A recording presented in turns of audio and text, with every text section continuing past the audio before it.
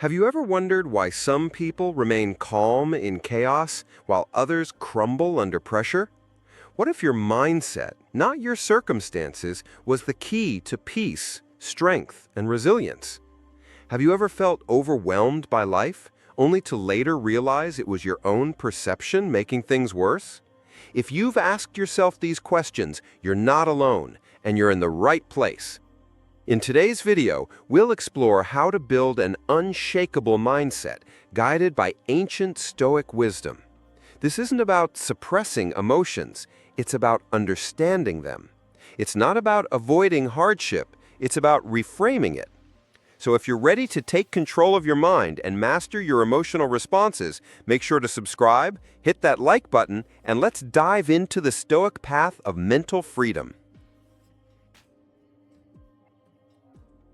1. Your mindset is the operating system. Imagine your mind as the software running your life. It interprets data, makes decisions, and influences every reaction you have. But most people never update their internal operating system. They continue running outdated mental scripts written in childhood by social conditioning or past trauma. These scripts dictate how they see the world, handle stress, and define success. Stoic philosopher Epictetus said, "Men are disturbed not by things, but by the views which they take of them." That means it's not the event, it's your interpretation that creates suffering. If you believe the world is against you, everything will feel like a personal attack. But if you believe every challenge is a chance to evolve, you rewire your experience entirely. Most people believe that change starts with the external, more money, better relationships, improved circumstances. But Stoicism flips that upside down. True transformation begins internally. When you update your mental software, your perception of the world shifts, even if nothing else changes. Two people can face the same storm. One breaks, the other builds a boat. What makes the difference? The software, the internal lens through which life is processed. A Stoic mindset doesn't guarantee comfort, but it guarantees clarity, and from clarity comes power. When you start seeing setbacks as setups for growth, failures as feedback, and struggles as training, you unlock an entirely new level of emotional resilience. You're no longer hostage to what happens around you, because what matters is what happens within you. Imagine life as a constant stream of unpredictable events. You can't control the flow, but you can choose how you sail through it. This is what Epictetus meant by controlling your judgments. You can't stop the wave, but you can learn to surf. A Stoic mindset doesn't avoid hardship, it transforms it into fuel. Where others see defeat, the Stoic sees a doorway. Pain becomes instruction. Rejection becomes redirection. Loss becomes liberation. This mindset isn't just about surviving life's blows, it's about thriving because of them. It's the difference between saying, "Why is this happening to me?" and asking, "What is this trying to teach me?" That one shift changes everything. It places you back in the driver's seat of your experience. The Stoics trained their minds like warriors trained their bodies. They practiced voluntary discomfort, negative visualization, and radical self-inquiry. Why? Because they knew the most dangerous enemy is not the external world, but the undisciplined mind.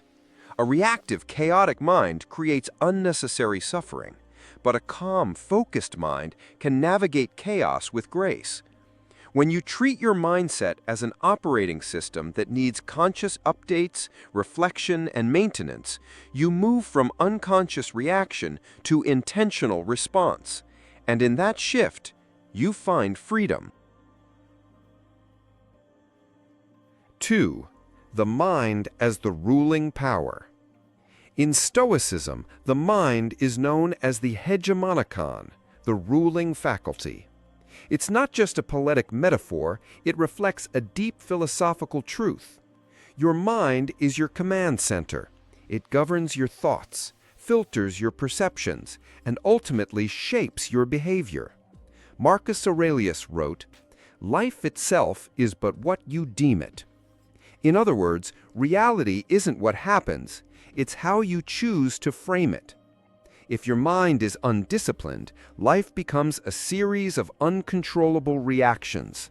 But if your mind is trained, it becomes the most stable force in a chaotic world. Too often, people give away their sovereignty. They let moods, other people's opinions, and momentary discomforts govern them. But Stoicism calls you back to inner rule. The hegemonicon is like a wise king or queen, calm under pressure, decisive, and guided by virtue. You are meant to rule your emotions, not be ruled by them. But this doesn't mean suppression. It means refinement. It means observing your inner world with honesty and then choosing the response that reflects your highest values. When you discipline your mind, you regain sovereignty over your inner world. Instead of reacting to everything emotionally, you pause, you observe, you choose. This pause is not weakness, it's wisdom. It's the gap between stimulus and response where power lives. Viktor Frankl, influenced by Stoic thought, echoed this when he said, "Between stimulus and response, there is a space. In that space is our power to choose our response. In our response lies our growth and our freedom." That is the hegemonicon in action. The modern world constantly tries to hijack your attention and emotions. Social media, advertising, and even news cycles thrive on impulsivity and outrage. But the Stoic mind is unmoved by noise. It filters distractions through reason and principle. Instead of saying, "This makes me angry," the Stoic says, "Is anger useful here?" Instead of lashing out, the Stoic interrogates the impulse. This self-governance isn't robotic, it's revolutionary. It turns you from a victim of circumstances into the architect of your responses. That's the core of Stoic power, not control over others, but mastery over yourself. In a world obsessed with domination, over careers, social media, reputation, the Stoic seeks a quieter victory, inner rule. This doesn't mean indifference, it means intentionality. You feel everything fully, but you're not enslaved by feelings. You listen to emotions, but you let reason have the final say. This disciplined harmony is what makes Stoic practice not just intellectually rich, but spiritually liberating. To cultivate the hegemonicon is to build a fortress within, not a fortress that isolates, but one that anchors. It's a mind trained to lead with integrity, to see clearly in confusion, and to act with virtue even when no one's watching. You become less reactive, more reflective, less controlled, more in control. And over time, this changes your entire life, not because the world becomes easier, but because your mind becomes stronger. And in the Stoic tradition, that is the highest kind of success. 3. Self-reflection and the Stoic journal. One of the most powerful Stoic tools is the act of journaling, not to record what happened, but to examine how you responded to it. Marcus Aurelius didn't write for others, he wrote to challenge his own mind. He asked himself, was I ruled by fear today? Did I judge too quickly? Did I live by my values? These questions go far beyond surface-level recaps. They are deep probes into character. Stoic journaling is not about narration, it is about interrogation. You are the subject, the questioner, and the answerer. And in that triangular relationship with yourself, real transformation begins. When Marcus wrote in Meditations, he was peeling away illusion, checking his ego, and recentering himself in the face of power, pressure, and pain. Journaling is a mirror for the mind. It reveals your emotional patterns and helps you course correct. When you revisit what you wrote yesterday, or a week ago, or a year ago, you can track the stubborn patterns of pride, impatience, fear, and ego. It's uncomfortable, but that discomfort is honest, and honesty is what Stoicism demands. It's not about being hard on yourself in the name of self-criticism. It's about being honest enough to say, I acted out of insecurity, or I let anger lead me, and then asking, what will I do differently tomorrow?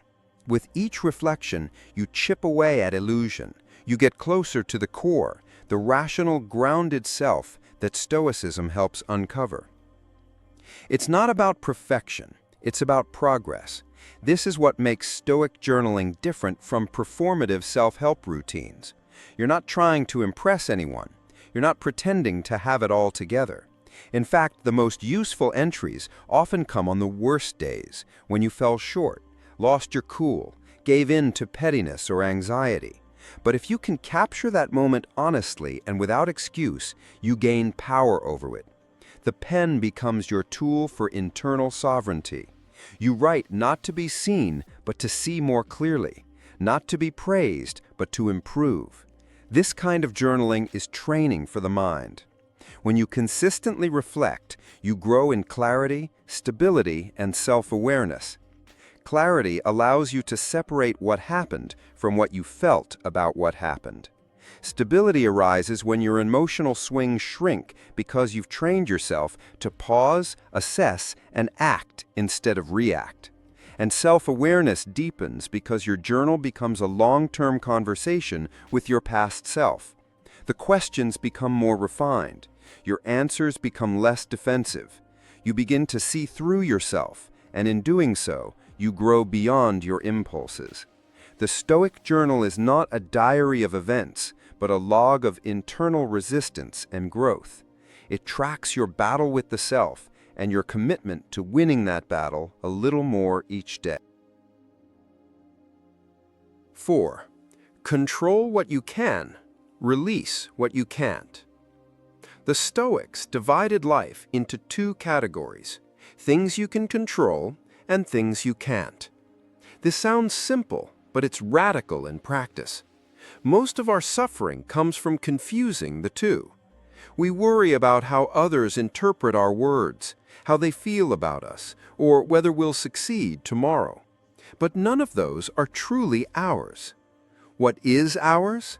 Our choices, our responses, our attitude. Epictetus said it best: some things are up to us, and some things are not. And in that short sentence lies the freedom Stoicism offers.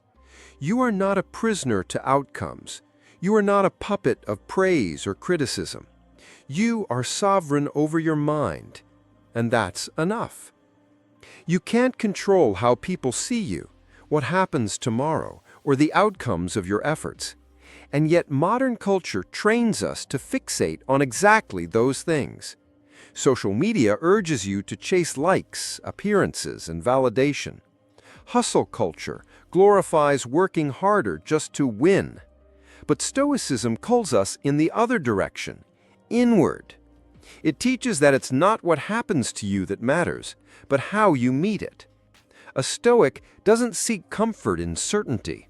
A Stoic seeks character in uncertainty. You focus on your principles, your virtue, and your reason, not on whether the world approves. This mindset isn't passive, it's powerful. It gives you back your energy and puts you in command of yourself. When you stop wasting energy on what's outside your influence, you free yourself from stress and disappointment. This doesn't mean you become indifferent or apathetic. It means you stop resisting what already is. You recognize that fate plays its part, but so do you. And your part is where your power lies. If someone wrongs you, you can't control them, but you can control whether you forgive or fume. If your plans fail, you can't always change the outcome, but you can learn, adapt, and try again. The serenity comes not from passivity, but from accepting limits and acting fiercely within them. You conserve energy for the only battlefield that matters, your own choices. The goal isn't indifference, it's inner peace. This is a crucial distinction. Stoics are not emotionally numb robots. They feel joy, sorrow, loss, and love. But they don't let those emotions govern them. Peace is not the absence of emotion. It's the alignment of your values with your actions, regardless of emotion. The Stoic cultivates a mind so disciplined that chaos cannot shake it. And this begins with focusing only on what you control. The rest, fortune, fate, fame, failure, is watched with calm eyes and a steady soul. This isn't escapism, it's mastery. And mastery, for the Stoic, is never about dominating the world. It's about governing yourself with wisdom and grace. Focus on your effort, your virtues, your discipline. Let everything else unfold as it will. This is the Stoic's creed. The world may applaud or ignore you. Plans may succeed or shatter. But if you have acted with courage, justice, self-control, and reason, then you've already won. You've lived well. And in the end, that's all you can truly control. To live in alignment with your principles is to live in freedom, even if everything else falls apart. That is the gift of Stoicism, not a promise of comfort, but a path to inner strength that no chaos can destroy. 5. Perception and voluntary discomfort. Perception is everything. The Stoics knew that initial impressions are often misleading, so they trained themselves to pause and question. Is this event truly bad, or am I just seeing it that way? This space between stimulus and response is where freedom lives. From the Stoic point of view, almost nothing is inherently good or bad. Instead, our judgments color events with meaning, often in ways that are automatic, unconscious, and conditioned by culture or past experiences. This is why Epictetus advised his students to be suspicious of their first impressions. Don't just say, "I have been harmed," he warned, but instead ask, "Have I truly been harmed?" This questioning isn't just philosophical nitpicking, it is a cognitive skill. It turns raw reaction into conscious choice. Imagine facing a setback, a job rejection, a betrayal, an illness. The immediate emotional impulse might be despair or rage, but between the stimulus, the event, and your response, the emotion or action, there is a crucial pause. This is the exact space the Stoics practiced occupying. Within that space lies our power to reinterpret, to reframe, to choose a response that serves our highest values instead of indulging momentary ego or fear. Marcus Aurelius, writing to himself in his journal Meditations, repeatedly reminds himself that external things cannot touch the soul unless the soul allows it. This concept of internal sovereignty is not escapism, it is empowerment. In reclaiming your judgment from blind impulse, you reclaim your agency. And to build that mental muscle, they practiced voluntary hardship, fasting, cold exposure, minimal living, not to suffer, but to prepare. When you can face discomfort by choice, life's surprises lose their power to shake you. You become grounded, resilient, unbreakable. The Stoics did not romanticize suffering, but they understood its utility. They deliberately placed themselves in controlled discomfort to train their perception, to weaken the grip of fear, and to sharpen their inner strength. Seneca, one of the wealthiest men in Rome, would regularly sleep on the floor, wear coarse clothes, and eat the simplest of meals. Why? So that when fate stripped away his comforts, as it eventually does to everyone, he would not be psychologically devastated. Set aside a certain number of days during which you shall be content with the scantiest and cheapest fare, with coarse and rough dress, saying to yourself all the while, "Is this the condition I feared?" This practice of voluntary discomfort breaks the illusion that comfort equals security. It reprograms the mind to see that much of what we fear, hunger, cold, rejection, solitude, is survivable. It's not about being masochistic, it's about inoculating the soul against shock. Just as a vaccine introduces a weakened virus to the body so the immune system can learn to fight it, voluntary hardship introduces the soul to adversity so it becomes resilient. Cold showers, long walks without distractions, days of silence, digital fasts, these are modern adaptations of the same spirit. They are not about punishment, they are about preparation. In a world addicted to ease and immediacy, discomfort has become a superpower. Those who can tolerate it, even embrace it, will not panic when comfort disappears. They will not be at the mercy of events because they've already faced versions of them in training. And more than just enduring, they will grow stronger, more self-contained, and inwardly free. The Stoic mindset is not about escaping emotion. It's about understanding it.